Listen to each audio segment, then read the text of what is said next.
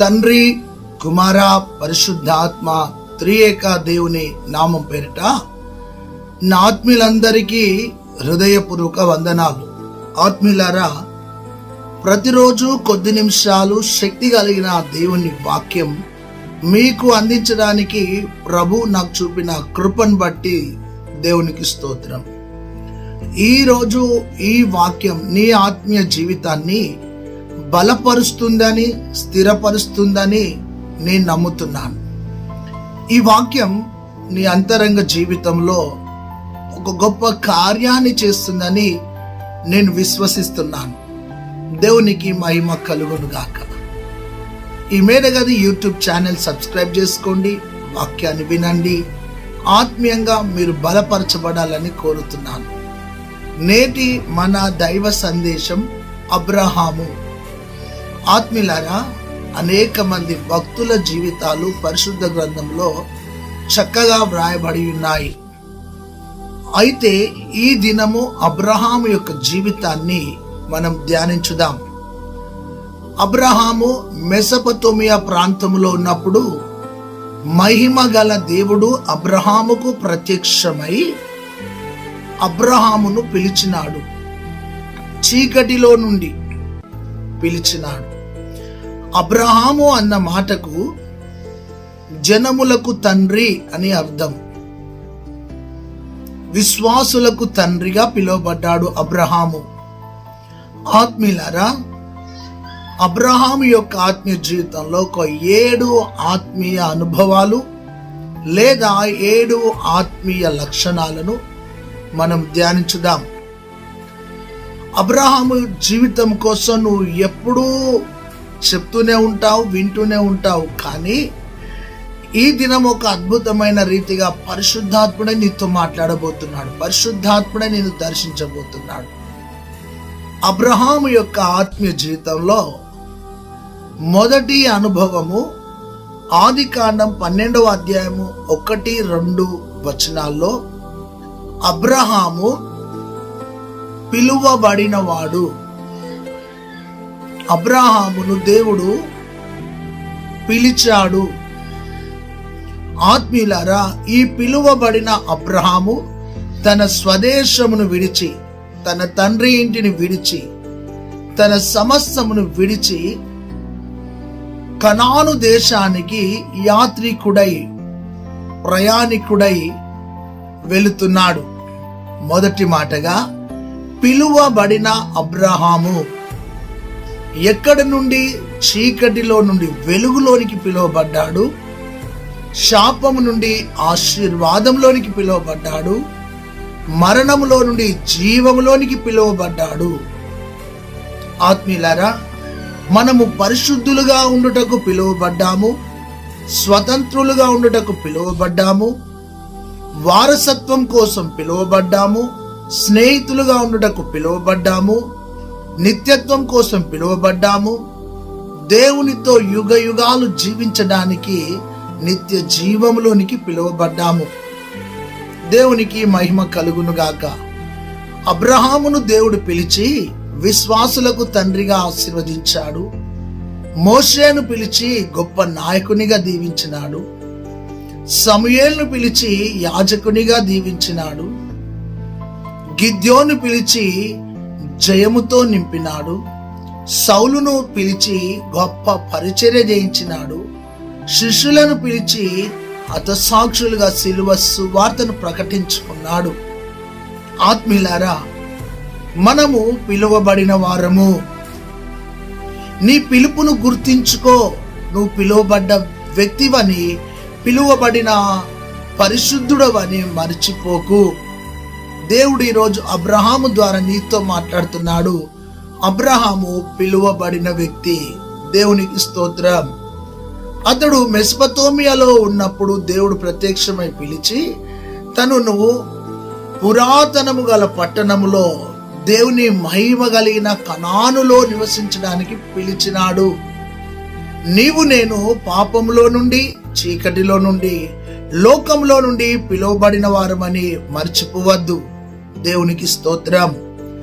రెండవ విషయాన్ని చూస్తే, నా ఆత్మీయ సహోదరి సహోదరుడా, ఆదికాండము 13వ అధ్యాయము 8-9 వచనాలు. ఆదికాండము 13వ అధ్యాయము 8-9 వచనాల్లో అబ్రహామును పిలిచినప్పుడు అబ్రహాముతో లోతుతో పాటు లోతమ్మ వచ్చింది.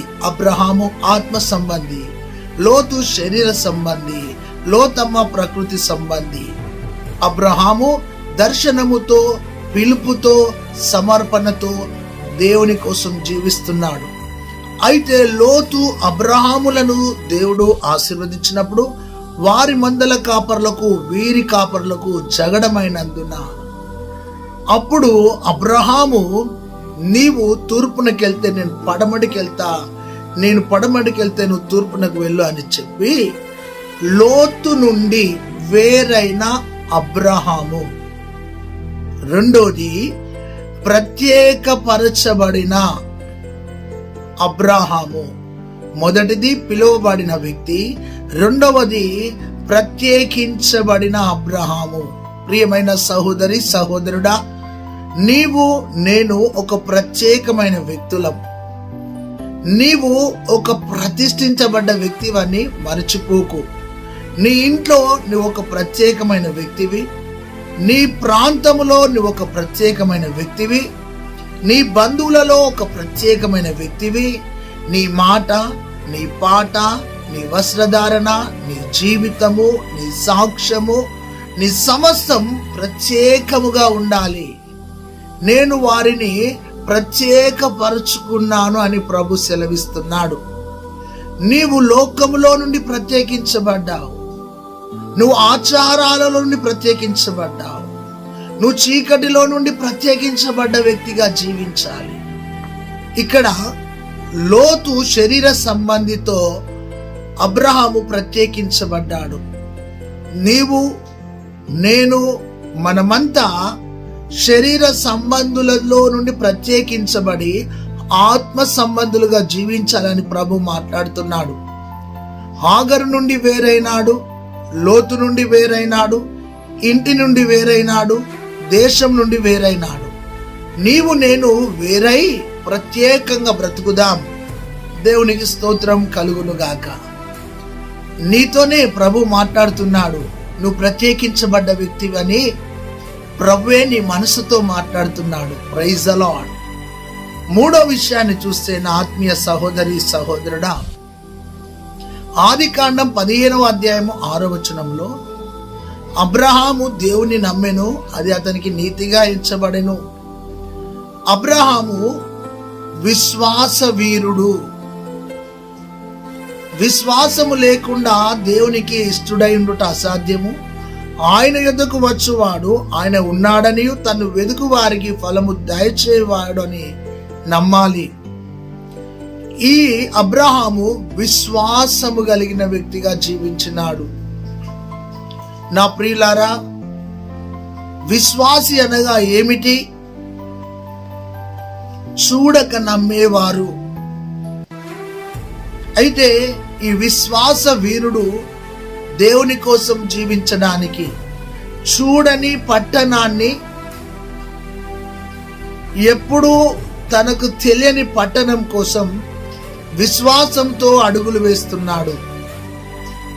నీ మాట, నీ పాట, నీ ఆత్మీయ జీవితం విశ్వాసంతో కొనసాగాలని ప్రభు మాట్లాడుతున్నాడు. నిరాకారములో ఉన్న విశ్వాసముతో బ్రతకడం నేర్చుకో. కరువులో ఉన్న విశ్వాసంతో బ్రతకడం నేర్చుకో.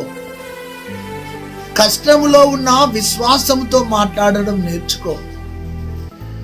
ఎంత గొప్ప విశ్వాసము అబ్రహాములో ఉందంటే దేవునికి మహిమ కలుగును గాక. ఆకాశ నక్షత్రములను చూపించి ప్రభు అన్నాడు, ఆకాశ నక్షత్రముల వలె నేను ఆశీర్వదిస్తాను అన్నాడు. నమ్మినాడు. ఇసుక రేణువుల వలె నేను ఆశీర్వదిస్తాను అంటే విశ్వసించినాడు. ప్రియమైన సహోదరి సహోదరుడా, వాగ్దానాలను విశ్వసించుదాం. పిలిచినవాడు నమ్మదగినవాడు, ఎన్నడూ నీ చేయి విడువడు అని ప్రభు సూటిగా మాట్లాడుతుండగా, మూడో ఆత్మీయత విశ్వాస వీరుడైన అబ్రహాము. దేవునికి స్తోత్రం. మన ఆత్మీయ యాత్రలో పిలువబడిన వారముగా, ప్రత్యేకించబడ్డ వారముగా, విశ్వాస వీరులమై శూర కార్యాలను జరిగించుదాం.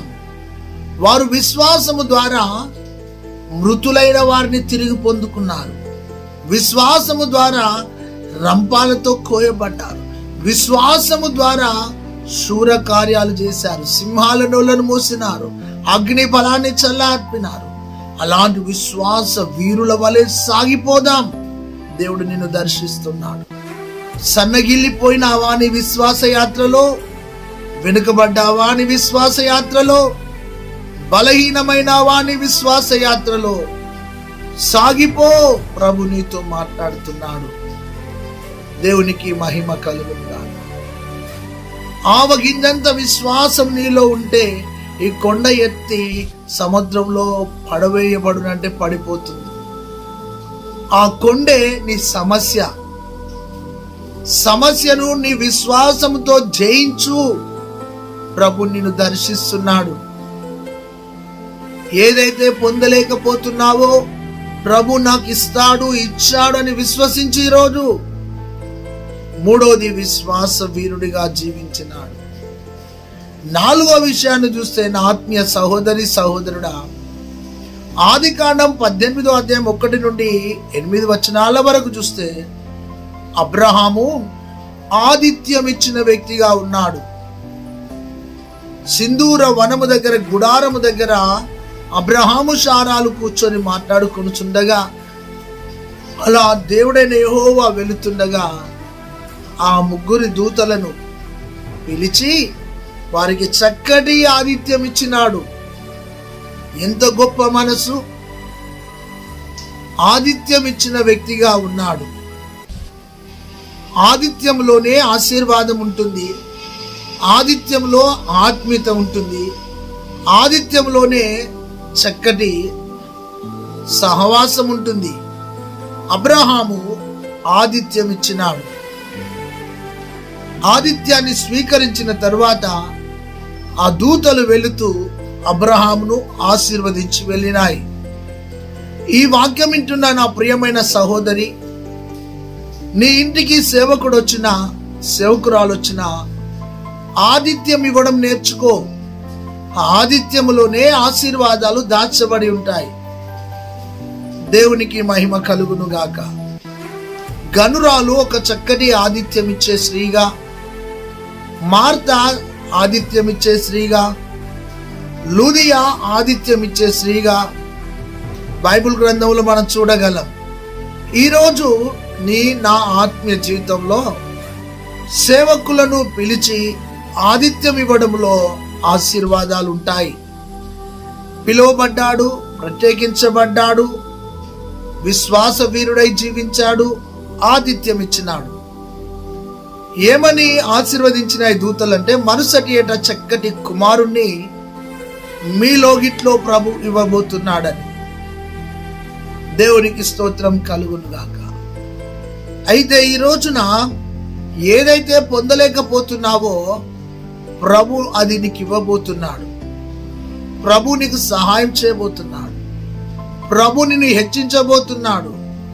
ప్రభు నిన్ను ఘనపరచబోతున్నాడు.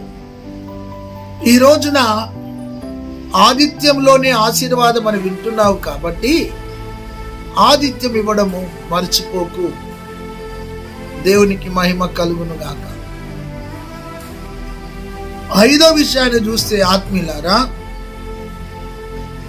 ఆదికాండము 18వ అధ్యాయం 22 నుండి 22వ వచనం నుండి 33 వచనాల వరకు చూస్తే అబ్రహాము గొప్ప ప్రార్థనా వీరుడు. సొదొమ గొమొర పట్టణంలో లోతు కుటుంబం ఉన్నప్పుడు అబ్రహాము ప్రార్థన చేస్తున్నాడు. తన సహోదరుని కొడుకైన లోతు రక్షించబడాలి అని. 50 మంది నీతిమంతులుంటే అయ్యా ఆ పట్టణాన్ని రక్షిస్తావా అని 50 నుండి 40, తర్వాత 30, తర్వాత 20, చివరికి గోజాడుతూ ఒక 10 మంది ఉంటే రక్షిస్తావా అని అడిగినప్పుడు దేవునికి మహిమ కలుగునుగాక. 10 మంది కూడా అక్కడ లేరు, కానీ ప్రభు కృప ద్వారా ఆ కుటుంబం రక్షించబడ్డది. ఈరోజు ప్రభు నీతో మాట్లాడుతున్న మాట, ప్రార్థనా వీరుడై అబ్రహాము బ్రతికినట్టుగా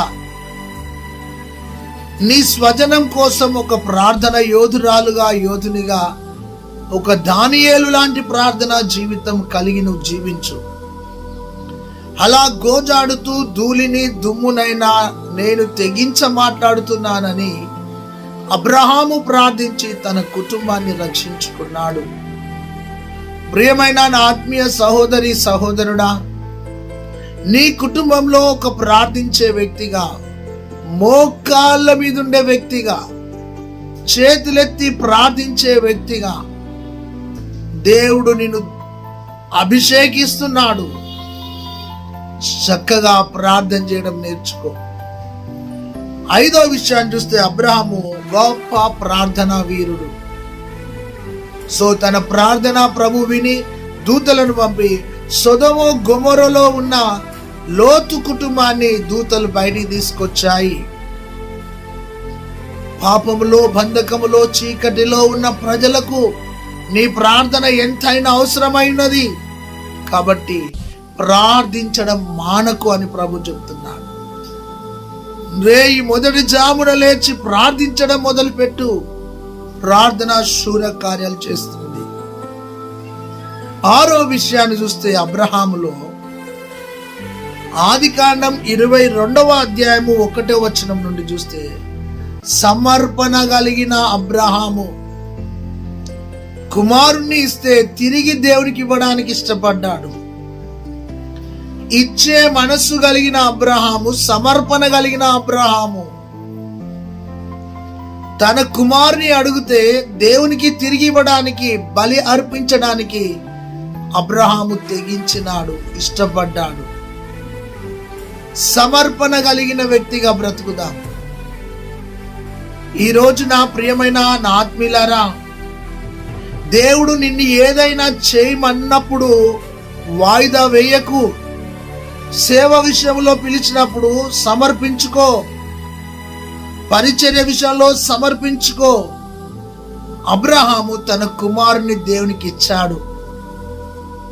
ఈ కాలంలో చాలా మంది బిడ్డలు దేవునికి సమర్పించుకోలేక, దేవుని కోసం జీవించలేక లోకానుసారంగా జీవిస్తున్నారు. అబ్రహాము తన కుమారుని తీసుకొని వెళ్ళి బలిపీఠం మీద పెట్టినాడు. పనివాడు గాడిద కిందుంటే అబ్రహాము తన కుమారుని పైకి తీసుకొని వెళ్ళినాడు. ఆ కొండ మీద బలిపీఠం కట్టినాడు. సమర్పణ అనే బలిపీఠాలను కట్టుదాం. దేవునికి మన హృదయాలను సమర్పించుదాం.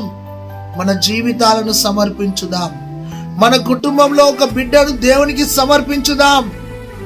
అయితే ఈ రోజున ప్రభు నిన్ను దర్శిస్తున్నాడు. సమర్పణ కలిగిన మనసుతో బ్రతుకు. దేవునికి ఇచ్చే మనసు కలిగి బ్రతుకు. దేవుడు నిన్ను ప్రేరేపించినప్పుడు దేవుని కోసం ఏదో ఒక గొప్ప పని చేయడానికి బ్రతుకు. ప్రభువా, నా జీవితాన్ని సమర్పిస్తా, నా ధనాన్ని సమర్పిస్తా, నా హృదయాన్ని సమర్పిస్తా, నా కొడుకును సమర్పిస్తా, నా బిడ్డను సమర్పిస్తా. ప్రభువా, నా సమస్తములో నీకు 10వ వంతు సమర్పిస్తా, ప్రథమ ఫలం సమర్పిస్తా. సమర్పణ కలిగి బ్రతకండి. నీ సమర్పణ చల్లారిపోయిందేమో. 6వ విషయం అది. 7వ విషయం నా ఆత్మీయులారా, అబ్రహాములో యాకోబు పత్రిక 2వ అధ్యాయం 23వ వచనంలో దేవునితో స్నేహితుడైన అబ్రహాం, చివరి మాట, స్నేహ బంధముతో ముడివేయబడిన అబ్రహాం. ఎవరితో? మహిమ కలిగిన దేవునితో తన జీవితాన్ని కొనసాగించినాడు. స్నేహ బంధముతో ముడివేయబడిన అబ్రహాము. అబ్రహాము నా స్నేహితుడా అని ప్రభువు అబ్రహామును పిలిచాడు. ఎంత గొప్ప మాట! లాజర్ నా స్నేహితుడు అన్నాడు. ఈరోజు ప్రియమైన సహోదరుడా, సహోదరి, హోషేయ గ్రంథములో ఇశ్రాయేలుతో చెప్తాడు, స్నేహబంధముతో మిమ్మలను ముడివేసుకున్నాను అన్నాడు. ఈరోజు దేవుడు నీతో మాట్లాడుతున్నాడు. మనం బానిసలం కాదు, స్నేహితులం. దాసులం కాదు, స్నేహితులం. దూరస్తులం కాదు, స్నేహితులం. బలహీనులము కాదు, స్నేహితులం. ప్రభువుతో స్నేహం. దేవుని వాక్యం సెలవిస్తుంది, లోకంతో స్నేహం దేవునితో వైరం, దేవునితో వైరం లోకంతో స్నేహం. దేవునితో స్నేహం చేద్దాం. దేవా, నీ వలె నేను మారిపోవడానికి నీతో నేను స్నేహం చేస్తున్నాను. ఎవరితో స్నేహం చేస్తావో వారి అలవాట్లే నీకు వస్తాయి, వారి ఆలోచన నీకు వస్తుంది, వారి వలె మాట్లాడుతావు. నువ్వు లోకంతో స్నేహం చేస్తున్నావా, దేవునితో స్నేహం చేస్తున్నావా? అబ్రహాము స్నేహితుడై బ్రతికినాడు. ఈరోజు నా ప్రియమైన సహోదరి సహోదరుడా, దేవుడే నిన్ను దర్శిస్తుండగా, ప్రభువే నీతో మాట్లాడుతుండగా, పిలువబడిన అబ్రహాం అని విన్నావు, ప్రత్యేకించబడ్డవాడని విన్నావు, అంతేకాదు ఆతిథ్యం ఇచ్చేవాడని విన్నావు, ప్రార్థనా పరుడని విన్నావు, కుమారుని సమర్పించిన వాడని విన్నావు, స్నేహితుడై బ్రతికిన వాడని విన్నావు. ఇంత చక్కటి లక్షణాలతో అబ్రహాము జీవితం కొనసాగింది. నా ఆత్మీయ జీవితంలో వెనుకకు లాగుతున్నవి విడిచి మరచి లక్ష్య పెట్టక, స్నేహితుడితో నీ హృదయాన్ని కలిపి, నీ మనసును కలిపి, నీ జీవితాన్ని కలిపి, నా ప్రభువే నా మంచి స్నేహితుడు, గొప్ప స్నేహితుడని ఆ స్నేహితునికి నీ హృదయాన్ని సమర్పించి సాగిపోవాలని కోరుతున్నాను. ఈ వాక్యం నీ అంతరంగాన్ని బలపరిచిందని నేను మనసారా నమ్ముతున్నాను. అబ్రహాము ఆత్మీయ లక్షణాలు నీకుండును గాక.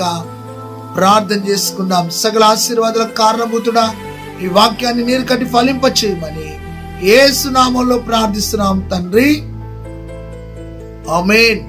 తండ్రి, కుమార, పరిశుద్ధాత్మ త్రియేక దేవుని ప్రేమ, కృప, సమాధానం సదాకాలం తోడైండును గాక. ఆమేన్. God bless you. Praise the Lord. ఈ వాక్యం విన్న తర్వాత చక్కటి కామెంట్ పెట్టండి. యూట్యూబ్ ఛానల్ సబ్స్క్రైబ్ చేసుకోండి. ఈ వాక్యాన్ని కొందరికి షేర్ చేయండి. దేవుడు మీకు తోడైండును గాక.